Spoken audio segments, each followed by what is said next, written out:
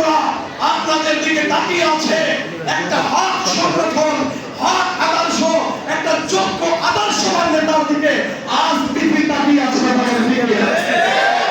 আপনারা যদি সত্য হস্তে ঈমান আকীদা বিশুদ্ধতা নিয়ে মাঠে ময়দানে নেমে পড়েন, আমি বিশ্বাস করি আপনাদের জন্য পৃথিবীর সব জায়গা খোলা ইনশাআল্লাহ।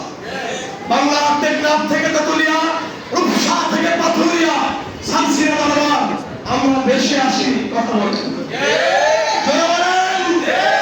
সানসিরা দরবারের অবদান এই বাংলার 40 ইঞ্চি মাটিতে প্রশ্ন করলে সানসিরা দরবারের অবদান আমাদের কাছে চন্দ্র যেমন স্পষ্ট, সূর্যের আলো স্পষ্ট, এভাবে আমাদের কাছে বুদ্ধিমান হবে কথা বলে ঠিক কি?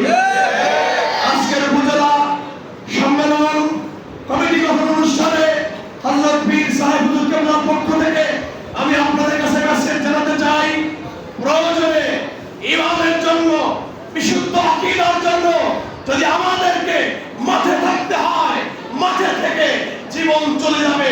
আকীদার পক্ষে, নবীজির পক্ষে, ইমানের পক্ষে কে থাকতে রাজি?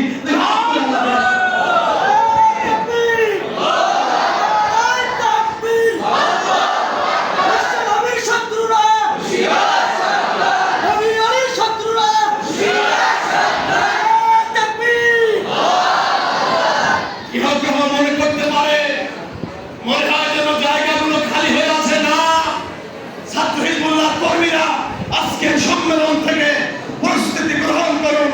কারণ হলে এই আপনার মাথায় সুন্নতি টুপি আছে, আপনার মুখে আমার নবী পাকের সুন্নতি দাড়ি আছে, আপনার গায়ে নবী পাক মুজাসসামের নমুনায় সুন্নতি পাঞ্জাবি আছে, পোশাক আছে, আপনার তসবিহ আছে, আপনি মেসওয়াক ব্যবহার করেন, সুন্নাত অনুযায়ী জীবন চালাচ্ছেন।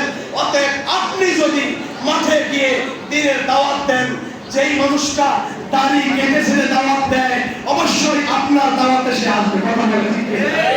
যেই মানুষটি সুন্নতের রঙে রঙিন না, তার দাওয়াতে অপোজিটে যিনি সুন্নতের আদর্শে জীবন গড়েছেন তার দাওয়াতে অবশ্যই এদেশের ছাত্র সমাজ আসতে বাধ্য হবে।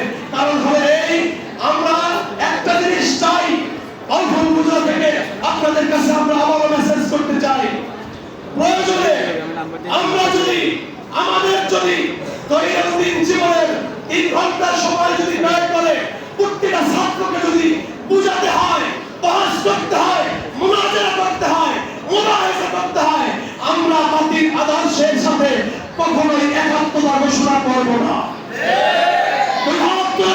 বাতিলদের সাথে আমাদের কোনো কি নাই, আদর্শ কি নাই, কি নাই।